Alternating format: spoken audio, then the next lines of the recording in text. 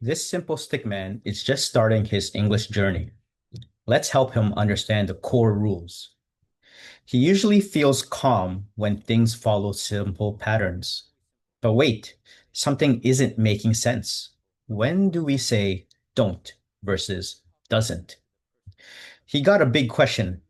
He's trying to figure out the right way to build a sentence. He knows I don't, you don't, but is it he don't or something else? Ah, for I, you, we, they, it's simple. He happily uses don't. Now he needs to really focus on the other subjects. It requires serious thinking. Here's where it gets tricky for him. He, she, it, what's the magic word?